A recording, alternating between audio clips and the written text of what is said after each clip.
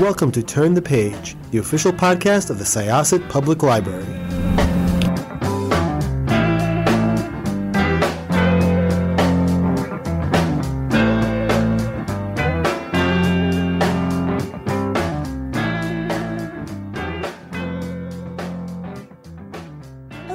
And welcome to Turn the Page. I'm Jen, one of your hosts for today. I work in media, and I'm here with my media colleague. Hey, I'm Jessica. Nice to meet you. And we're both here with an author of whom we are both huge fans. This story started several months ago when I was asked to blurb this book, and I got totally spoiled. I just blurbed my favorite book like the first time I'm asked. It's all downhill from here. This book is fantastic. And we finally got together an interview. So could I ask you to introduce yourself and your wonderful book, please? Thank you so much for the kind words and for the wonderful blurb, which absolutely made me so happy. My name is Kelsey James. I'm author of The Woman in the Castello, which is set in Italy during the Hollywood on the Tiber era, so 1960s, and it tells the story of a young starlet cast in a horror movie that starts to seem a little bit too real. So really fun Gothic suspense where you can kind of blur the lines between what's real and what's not real. And she arrives in Rome with her ailing mother and 2-year-old daughter for her big break, but she finds herself very quickly in desperate circumstances when her movie is canceled. And so she seeks out her mother's estranged sister who lives in this crumbling castle on an eerie lake.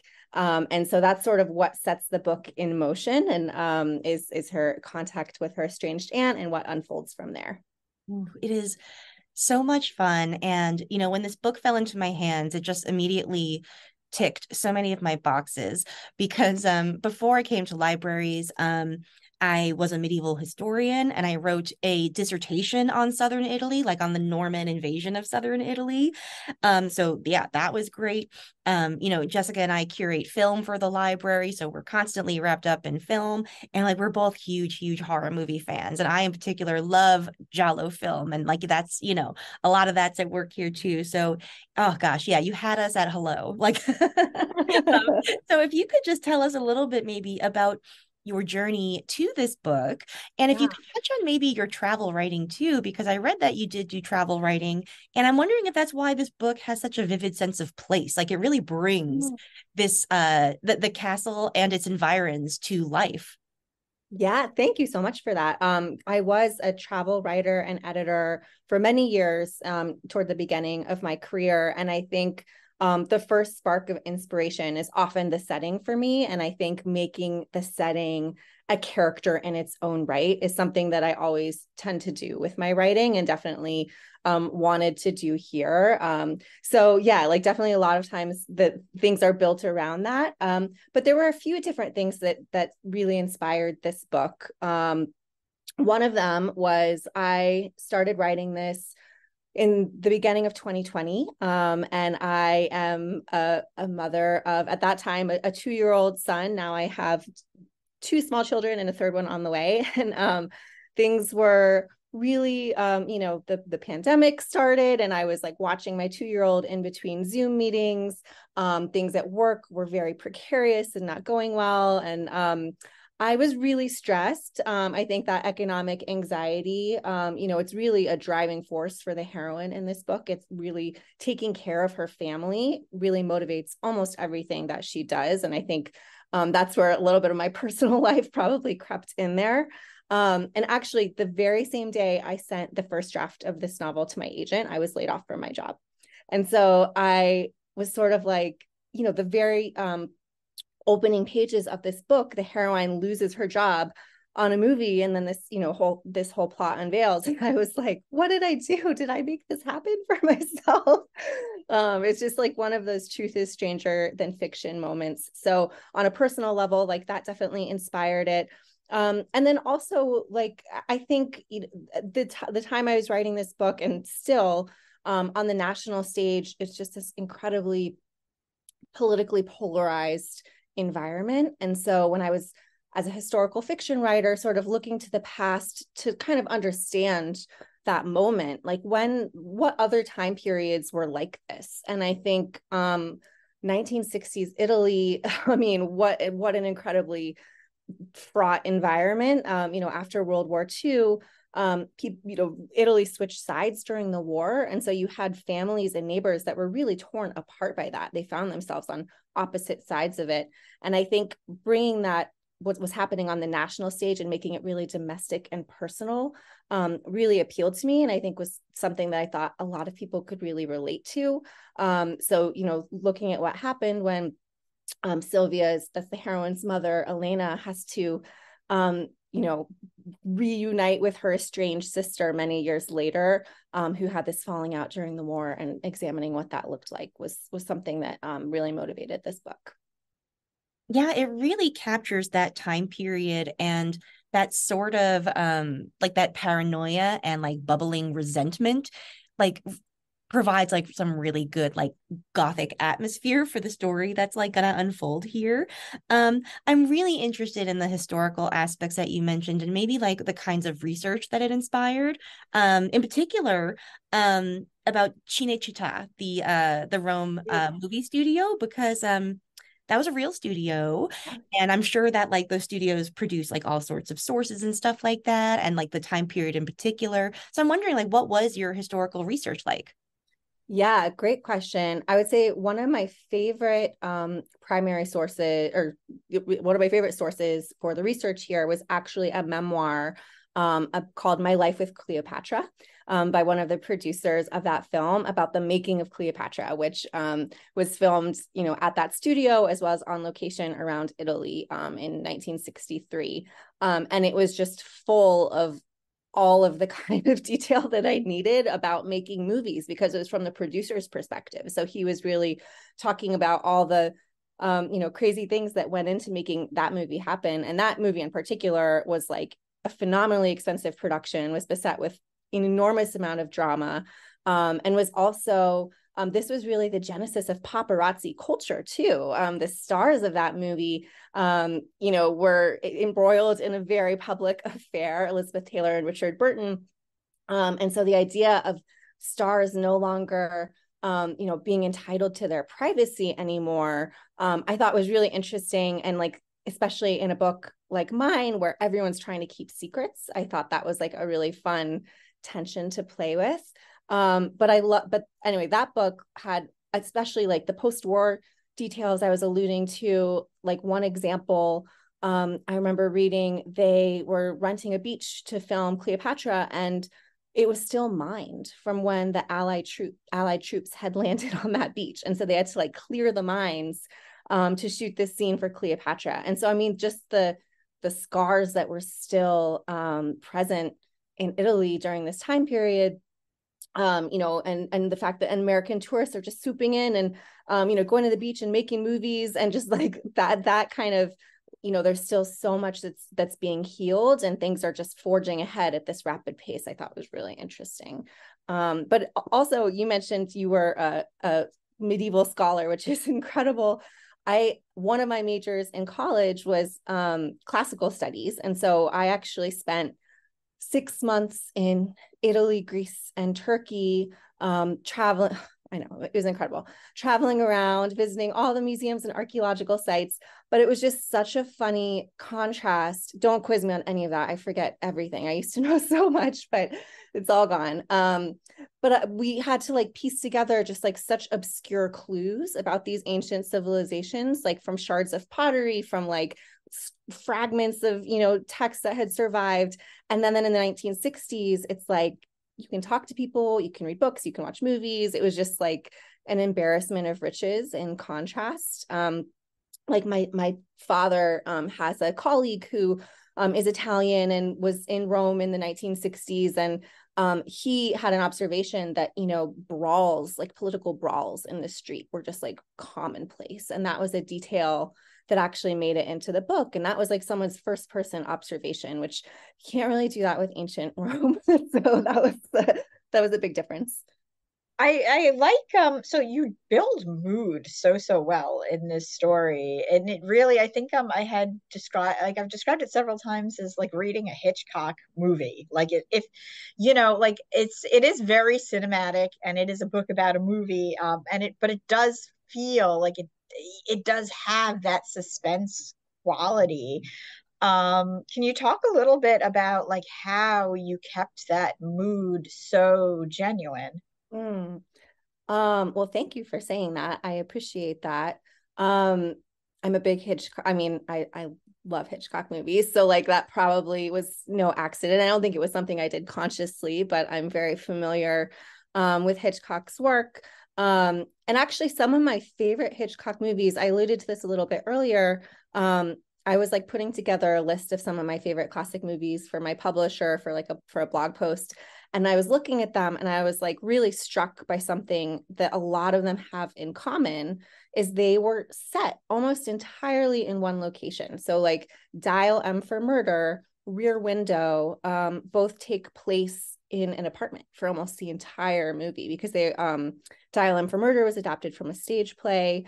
And another one of my favorites that's not Hitchcock, Wait Until Dark, with Audrey Hepburn, which I think is one of the best works of psychological suspense ever created. Absolutely incredible movie. Also, like set almost entirely in her apartment.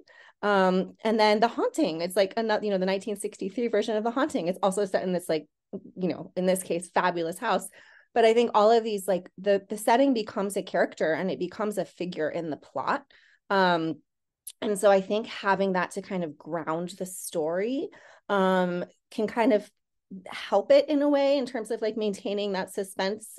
So I think, definitely that atmosphere and like really relying on that atmosphere to help with that, I think is really important.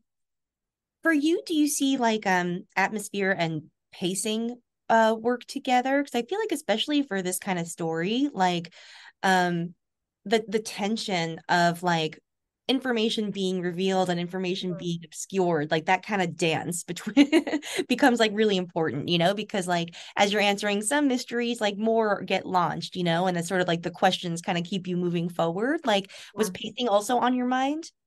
Yeah, I think pacing is something that honestly, like I'm trying to think how to answer this, but I will just say like when I first, signed with my agent, the book I signed with my agent for was my fourth book. And I think getting pacing right, I think is the number one thing when you're learning your craft as a writer that you initially just get very wrong. Like I would say almost every writer writing their first book, the flaw is going to be the pacing. It's really hard to figure out. And so I don't have a great answer except that it just took me a few books to figure out how to do it right. And I think I also just, I have these moments in my mind that I'm writing toward and kind of like give me momentum. I talked about this recently, but there's talk about plotters and pantsers on social media about what your writing style is and whether you plot it out in advance or you just like right by the seat of your pants. And there's actually a very prolific author, V.E. Schwab, who did The Invisible Life of Addie LaRue and Shades of Magic series, and she's just incredibly talented. She's my age and has published like 20 books, which, try not to think about that. But so she described a connect the dots writer, where you have kind of these big moments that you're writing toward. And so that's really how I maintain my own momentum as a writer, is I'm like really excited to kind of get to these tentpole moments. And so I'm like waiting for those reveals. And I think maybe that helps me get the pacing right. Gee, so that's a really I really like that description of writing, because I think that that's kind of really important to have those goalposts set in motion, and then it's like something like the story moves towards them almost. Yeah. Yeah, exactly. Yeah. And I was I had to write an outline for my third book with Kensington, which I'd never done before. And I was so nervous because like once I put those moments down on the page, I was worried that I would kind of lose my momentum because they really keep me going. I've been able to get over it for this one, but I do kind of like to keep it in my head and make myself actually write the book to get the pleasure of those moments for myself. I would love to talk a little bit more about how the book plays with the giallo genre, because like it is a Gothic story, but it's portraying like the production of a like this particular kind of Italian horror film. Yeah. And there are mirrors kind of between like what's happening to Sylvia and what's happening to the character that she's playing in the movie being filmed. Um, but what to me like the big difference is that like, so even like Jello is about like women's perspectives, but it was often very like exploitative of them, you know, both in its depiction and how it like treated the actresses playing them.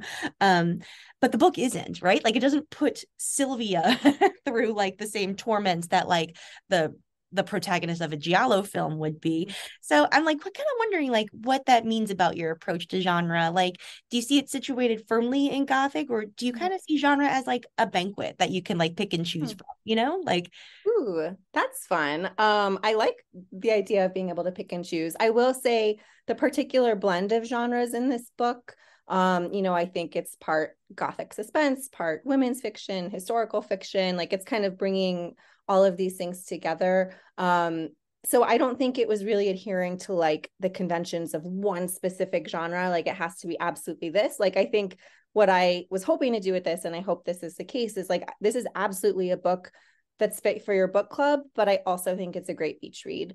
And I think like sometimes that's what we need. Like we want to look at themes that are actually somewhat weighty, but we need to look at them maybe not quite head on. We need to like be able to process them in a way that's a little more approachable. And that's what I actually think is really interesting about the Gothic is you're like looking at the real through the lens of the unreal. And so that's like helping you kind of filter it and process it and giving you like that sense of catharsis. So, you know, you have maybe there's a ghost, there's a witch in the movie that's being filmed. And so these like societal fears, you have this lens into them that's not reality. But I did really enjoy the, you know, the movie being filmed within the book did let you play with that blurring of, you know, reality and unreality. It's sort of like, is this blood real or is this part of the set? And that's definitely, you know, part of the Gothic trope, which I definitely wanted to play with that. I think it's really fun. But to your point about women and how they're portrayed, I have a lot of thoughts about this. Like, I don't want to go on too long of a monologue here, but this was actually really central to what I was trying to do. Was so within the movie being filmed within the book, the director, you know, has this vision that the witch represents, you know, carnal sin basically, and the young ingenue has to resist her and then have this white wedding at the end. And this was a really common horror movie theme, was, you know, people in the 1960s especially were afraid of the destruction of the nuclear family. They were afraid of the empowered sexual woman.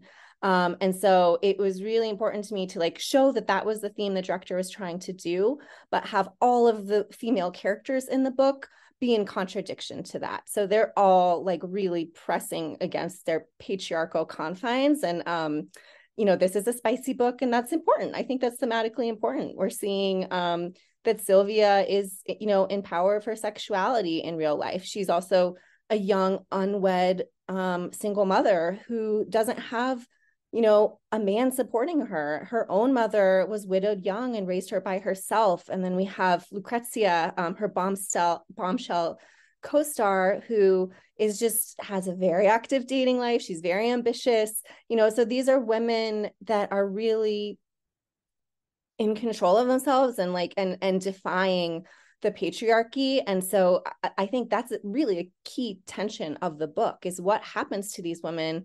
And it's exploring, you know, when they're defying these confines, you know, what happens to them and how do they navigate that? Can we talk about the guys? Because whoa, like that, you know, the contrast is just so beautifully done. So would you like to talk about them as well? Yes, absolutely.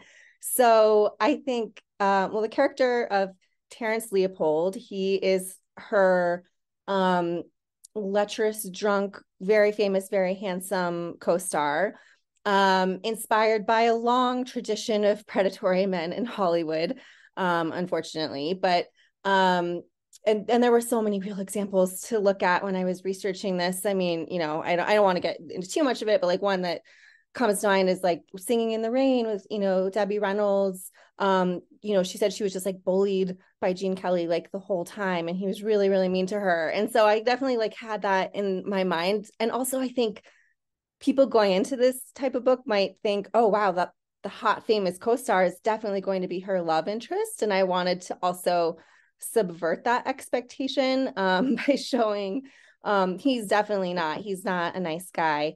And to the themes I was talking about earlier of just like what women have to to put up with. And I think he was kind of important to show what Sylvia had to go through and was coming up against. And then the director himself is a bully in a very different way. He's very kind of like childlike, likes to push people's buttons. And there was another memoir I read, The Girl on the Balcony by Olivia Hussey. She talks about her audition and how he was, the director was flicking little pieces of paper at her to get a real emotional reaction out of her. And that really stuck in my head. I was like, oh, that's the kind of bully that he is. He's just a needler. And I have a version of that was actually mentioned in Lucrezia's audition. So we have some really not nice guys. And then we have Paul, who is the love interest. And I really liked him as a foil to Sylvia. She's very impulsive. He's like a little bit more measured and logical. And I just thought he was a nice contrast to her, a nice balance for her. I definitely was envisioning Robert Redford in my head when I was writing him. I'm not gonna lie. So yeah, I mean, there's quite an interesting mix of guys in the book. I really love like the way that many, I think, of the relationships are subverted from what your expectations are, because I found that my personal expectations were subverted with Sylvia's relationship with Lucrezia as well. Like there's it's a lot more nuanced than I was really expecting from the way that Lucrezia is, sort of appears via reputation first, but and like that's a really interesting journey as well. And I also want to talk about the relationship of Sylvia and her mother and her child, because there's a really lovely like 3 generations of women sort of living together and supporting each other, where even like there are very sweet moments where like the 2-year-old gets to sort of like unknowingly emotionally support her mom, and it's just like it's very sweet in all directions. So could you also talk about them a little bit? Yeah, absolutely. So starting with the Lucrezia question, that was another relationship where I think your expectation is that they're going to come in and be, catty and competitive with each other. And I really didn't want that. I wanted them to actually be good friends. And I think, having that female friendship was important to me. And I also wanted Lucrezia in there, I think, as, a contrast to Gabriella in a way, because Gabriella was also very ambitious, but the way that she pursued her ambition had a lot of repercussions. And, I think this book really explores, duty versus personal desire. And when those come into conflict, how do you navigate that? And when are your decisions problematic? And I wanted Lucrezia there to show ambition isn't like bad in and of itself. It's what you do to get it. And so we see like Gabriella's growth around that, but Lucrezia, I just wanted to show like this is a woman who knows what she wants, she's going for it, and there's nothing wrong with that at all. There's no conflict for her around that. So that was another thing I wanted to do with Lucrezia's character. In terms of of Elena and Sylvia and Lulu, I really wanted to show, I think the theme there, and, for Gabriella as well, is the lengths that people will go to for their family. And I think, Elena and Sylvia really have common values in that way, that they will put family loyalty above everything. And so, like, even though she has tension with her mom, ultimately her mom is there for her. She got pregnant as a teenager and her mom was there for her. She moved in with her. She came to help take care of her baby. She's been doing her best to raise her by herself for many years. And so I think Sylvia definitely is modeling that behavior with her own daughter, and just really will do anything for her. And I wanted to show that. And again, Gabriella has some growth, so I don't want to spoil anything. I thought just the whole thing with, just the whole meeting with Gabriella was so well done too. It's not something I really I want to talk about it, but I also don't, because it's a big part of the book. She's another one, you meet her by reputation first, and then you meet her, and then it's this, it's just you really it's you can kind of feel where Sylvia's coming from with everything, where she finds out things, she might not be what she was expecting, but then she finds out things about her and she's not really enthusiastic about those things. But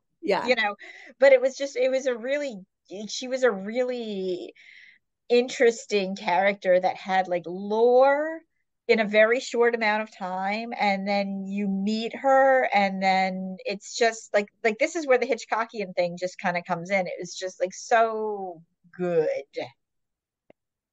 Yeah. I definitely, that, it was another one where it was sort of she didn't really go in with negative expectations, despite her mom saying, don't talk to her. We don't she's out of our lives.